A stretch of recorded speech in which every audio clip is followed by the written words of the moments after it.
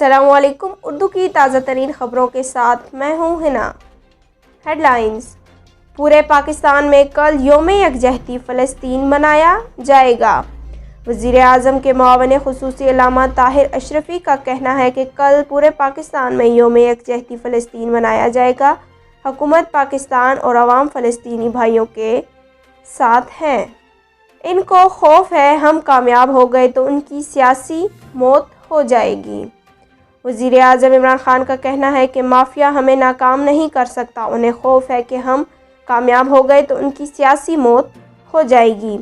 وزیر اعظم عمران خان نے نوکنڈی تاماشکیل شاہراہ کا سنگ بنیاد رکھنے کی ورچوئل تقریب سے خطاب کرتے ہوئے کہا کہ ایسے خراب معاشی صورتحال ماضی میں کسی کو نہیں ملی۔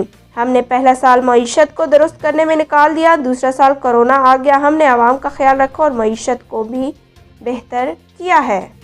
اقوام متحدہ کے سیکرٹری جنرل کا غزہ میں فوری جنگ بندی کا مطالبہ۔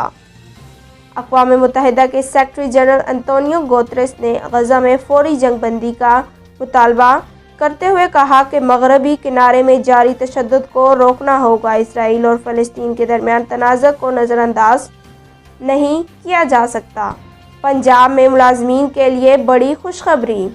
تنخواہوں میں اضافہ۔ پنجاب بھر کے سرکاری ملازمین کے لیے بڑی خوشخبری ہے کہ وزیر اعلیٰ نے سرکاری ملازمین کی مشکلات کے پیش نظر تنخواہوں میں اضافے کی منظوری دے دی ہے۔ معاون خصوصی فردوس عاشق اعوان نے ٹویٹ میں بتایا کہ اسپیشل الاؤنس کی مد میں 10 سے 15% اضافے کی تجویز پیش کی گئی ہے، جسے وزیر اعلیٰ عثمان بزدار نے مسترد کرتے ہوئے 25% اسپیشل الاؤنس کی منظوری دی ہے۔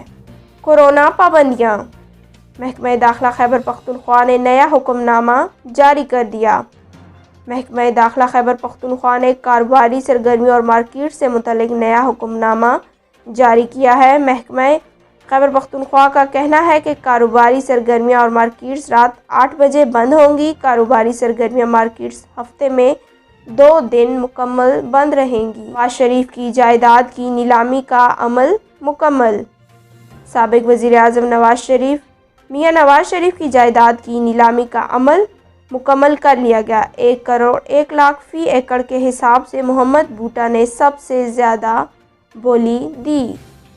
اس کے ساتھ آج کی خبریں اختتام پذیر ہوئیں۔ مزید خبروں کے لیے دیکھیں CID نیوز نیٹ ورک اسلام آباد۔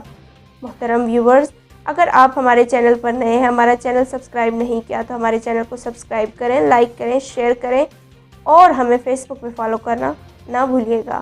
اپنا خیال رکھیں اور دوسروں کا۔ اللہ حافظ۔ You are watching CID News Network Islamabad.